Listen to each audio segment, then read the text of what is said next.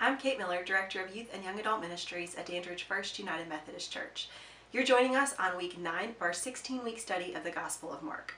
These videos are designed for young adults, those who are high school graduation through age 35, but we welcome anyone to watch and participate in our studies. So let's go to the Word. Mark chapter 9, verses 30 through 37. They left that place and passed through Galilee. Jesus did not want anyone to know where they were because he was teaching his disciples. He said to them, "The Son of Man is going to be delivered into the hands of men. They will kill him, and after 3 days he will rise." But they did not understand what he meant and were afraid to ask him about it. They came to Capernaum. When he was in the house, he asked them, "What were you arguing about on the road?" But they kept quiet because on the way they had argued about who was the greatest. Sitting down, Jesus called the 12 and said, "Anyone who wants to be first must be the very last and the servant of all." He took a little child whom he placed among them.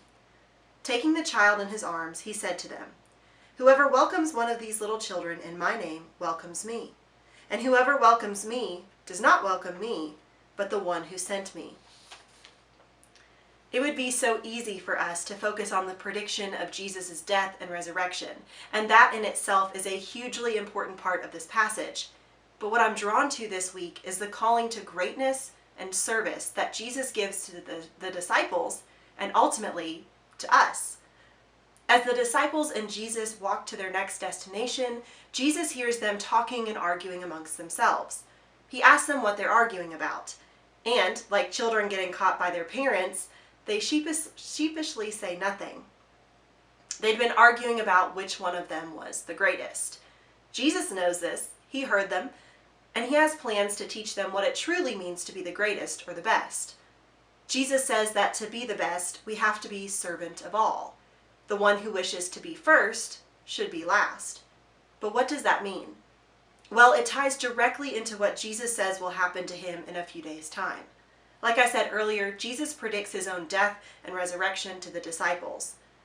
What we know in a post-resurrection, post-ascension, New Testament world is that Jesus dies for us on the cross, and he goes to heaven to make a way for us to follow in his eternal footsteps. We know that what puts Jesus on the cross is a sacrificial love for humankind, for his Father's very creation. And there it is, sacrificial. Merriam-Webster Dictionary defines sacrifice as the surrender of something for the sake of something else.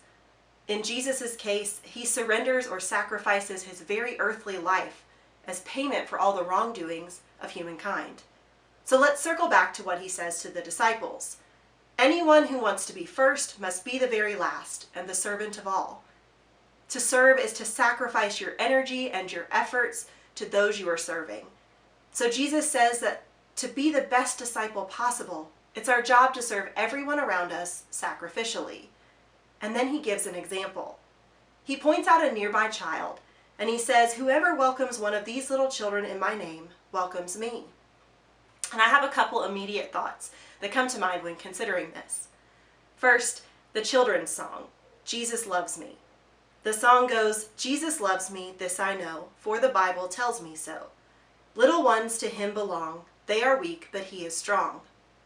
The weakness of children is not only referring to actual children, but an image for all of the children of God, all people who are made in God's image. We are, without the sacrificial love and act of Jesus, we're spiritually weak. But with that sacrifice and with that love, we are strong in him. And so in that case, in this passage, Jesus isn't saying that we have to welcome literal children. He's saying we have to be welcome to all of the children of God. That's the calling placed on the life and the ministry of a disciple. The second thing that comes to mind is one that comes from more recent international political events.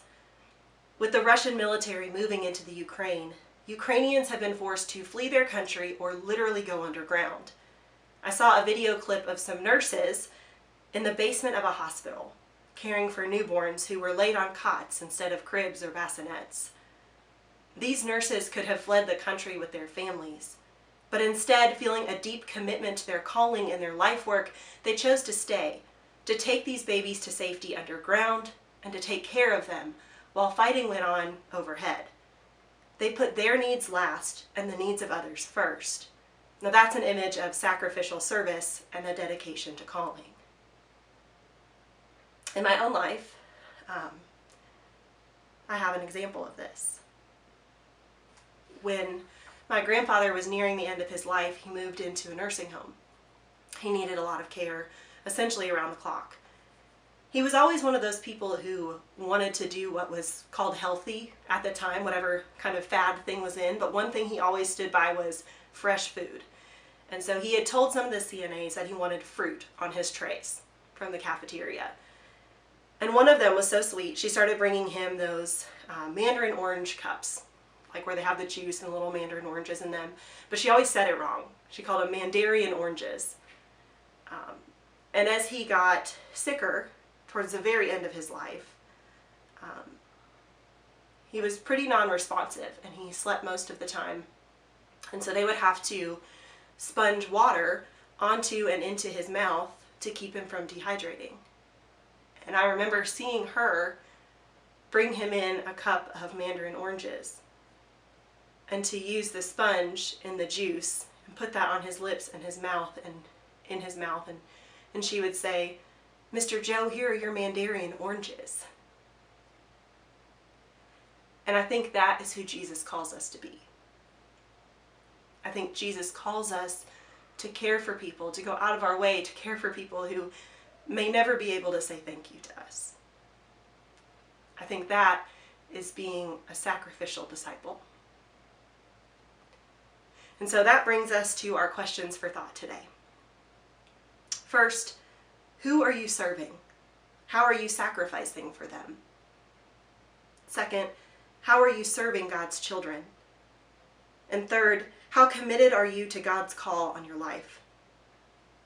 Thanks for joining us today for studying Mark chapter 9. Don't forget to follow the church on Facebook so you can see all of our updates about our ministries, and so you can join us in church at 9 a.m. or 11 a.m. every Sunday, online or in person. We'll see you next week when we study Mark chapter 10.